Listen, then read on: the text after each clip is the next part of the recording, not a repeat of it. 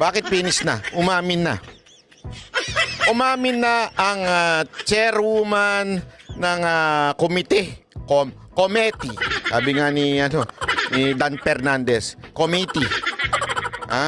Umamin na ang chairwoman ng Committee of Appropriation na may blanco nga. Naku po, panoorin nga natin itong pag-amin kasi nung una, tumatakas-takas pa to eh. Nung nabuo na yung script, ayun na. Nung nabuo na script, eto na ho. At nakasagot na po siya. Pakingge ha. Inamin ni House Appropriations Committee Acting Chairperson Stella Kimbo na may mga blanco sa BICAM report ng 2025 national budget pero wala na sa enrolled bill na nilagdaan ng Pangulo. Giit pa niya, kahit may mga blanco ang report, ay tukoy na ang pondo sa lahat ng item sa budget bago pinirmahan ng mga BICAM member. Nakatutok si Jonathan Anda. Totoong may mga blanco sa BICAM report ng 2025 national budget na ipinasa ng Kongreso.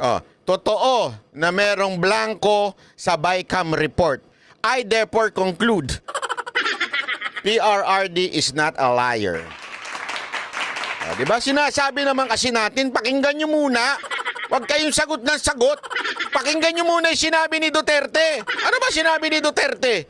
Diba? BICAM report. Ano sinabi ni Ungab? BICAM report. Kasi sabihin niyo walang pinirmahan ng blanco si Pangulong Marcos sa GAA. BICAM report nga eh. Tatanga-tanga lang ba? BICAM report, hindi GAA pinag-uusapan din eh. Abay, walang niya naman eh. Abogado, hindi alam.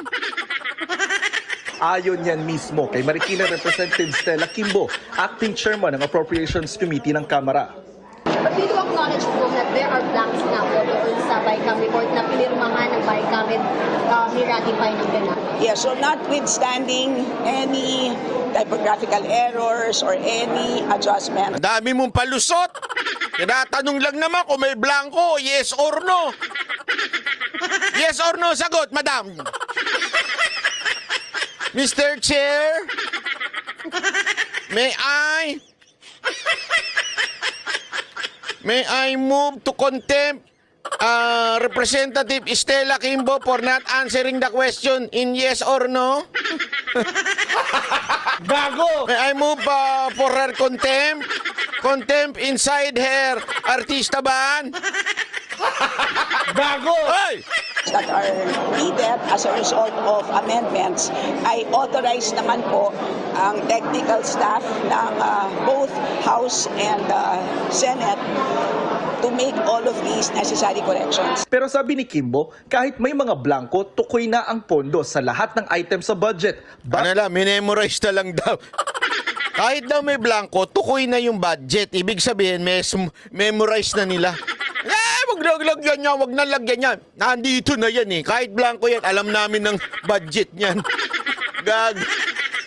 Ano to? Grabe ito ha. Ang ano nyo ha. Ang lupit ng memory nyo. Memory or my ecstasy.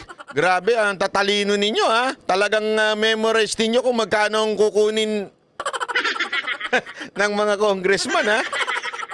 Bago papirmahan ng BICAM members ang BICAM report. Otorisado raw kasi ang mga technical staff ng Kamara at Senado para gumawa ng anyay correction sa Pwede ba yun? Anak ng wewe. Pinag-usapan nyo, diniliberate nyo, tapos technical group naman pala mag-fill in ng mga numbers na nandyan. Hindi pwede yun. Ay, nang palusot yan. Madam! Huwag mo nang ipalusot. Hindi kasi ito dito, klaro pa sa klaro talaga. Malinaw na malinaw, inamin niya may blanco. Ngayon, ang sinasabi niya, kahit blanco yan, alam na ng mga congressman at saka yung mga membro ng BICAM kung anong amount ang nakalagay dyan. Napakalaking katarantaduhan yun. Pangalawa, aside from memorize na nila yan, sila po ay inahayaan na lang nila yung technical group ang mag-sign, maglagay ng mga numero. Hindi pwede yan. Hindi pwede. Napaka-importante niyan. Alam niyo ba, may kwento nga dyan eh. Yung pagpiprint yung pagpiprint ho ng para kunwari from BICAM report, ipiprint na para maging ipapapirma na sa presidente. Binabantayan ng todo. Sobrang bantay na yan. Bakit to, Kanyo? Kasi nga, magkamali lang, magiging illegal na. Magkakaroon lang ng discrepancy. Magkamali lang ng konti. Magkamali lang ng period, kama. Napaka-importante niyan. Talagang budget yan eh. Hindi yan pwedeng, hindi, bahala na yung technical group. Yan ngayon ang palusot ni Kimbo. Di ba? Yan ang mahirap pagka, di ba? Nagpapalusot talaga eh. Hindi, ako mga kababayan sinasabi ko na sa inyo. Lalo na may mga kabit dito Pag nagpalusot talaga kayo, kahit ganun-ganun ninyo, alam niyo, marami kayong dahilan kung bakit kayo late, galing sa opisina, kung bakit nakaligo na kayo pag uwi nyo sa bahay, bakit busog na kayo, hindi pa. Tapos sasabihin, bakit may buto pa ng manok dito? Fried chicken yan, galing sa Sogo. Di ba? Gago! Fried chicken yan, galing Jollibee. Sabihin mo, hindi, alam mo, sweetheart, honey, kumain lang akong Jollibee kasi along the way, habang gutom ako eh. Alam mo yung mga asawa, kukunin niyang buto na yan, tapos titikman. Sogo to Dito mo ako dati dinadala O, di ba? Sogo to kasi nga, ang dami yung palusot. Wala yung palusot. Ito si Kimbo talagang makapalusot. Malupit eh. Mahagupit. Batay sa omnibus motion na ito na nasa BICAM report. Lahat po ng naging corrections ng ating technical staff, lahat po yan ay ministerial na lamang. Ibig sabihin, calculator activity na lang po. So, lahat po, wala na po silang discretion dahil lahat po ay decided na po by the BICAM members at the point of signing. Pero tanong ng media kay Kimbo, Considered typographical error daw po yung pag-fill in the blanks ng mga kapal. There are some na typographical error. Dahil yung iba doon ay makikita naman eh. Kasi technically sa omnibus Yes. motion po, i-allowed yung paglagay ng numbers, kumbaga, dahil Yes. lang po siya error, siya Yes. mistakes. And there is another omnibus provision doon sa BICAM na in case na magkaiba po ang version ng printed at saka ng BICAM report, ang mag-prevail po is the printed version. sabi ni Kimbo, wala naman ng blanco ang 2025 budget ng maging enrolled bill na ito. Kaya gate niya, It is legal, it is fully enforceable, it is valid. Dahil po ang ating enrolled bill, ibig sabihin po ang General Appropriations Bill na nanggaling po sa Congress ay kompleto. Walang blank. So that's basically the reason for why ang naging basehan ng GAA ay kompleto din.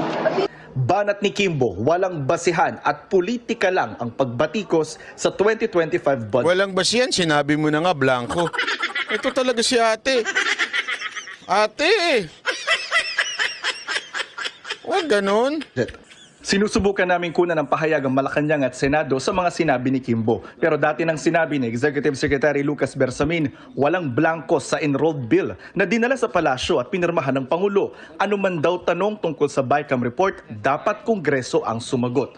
Para sa GMA Integrated News, Jonathan Andal, nakatutok. Eto, may kikwento kasi ako sa inyo. May malupit akong nalaman dyan. Di ko na lang sasabihin kung kanino ko nalaman ha. Pero ano naman, meron tayo mga kaibigan dyan, summer out there. Di ko na lang sasabihin at mabubuking.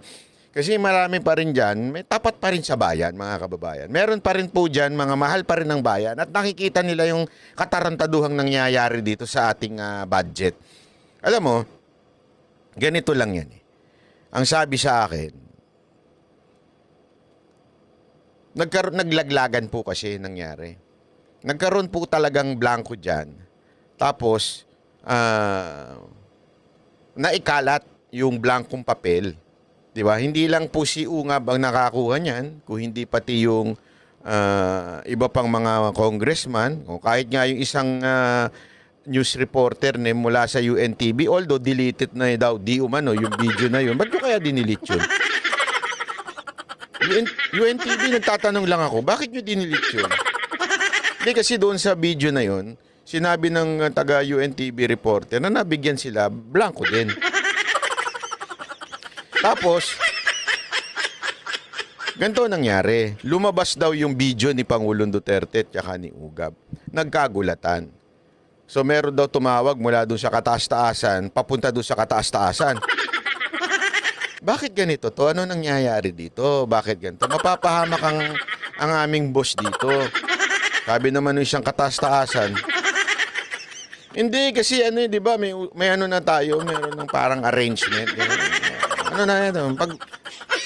Alam niyo na yan. Ano ba paano? Huwag niyo nang pakialaman to. Yun ang sabi. Parang medyo nabalitaan daw ni kataas-taasan. Medyo nagkaroon daw ng parang kiskisan ika nga ng nagpataasan ng ihe na parang ang dali.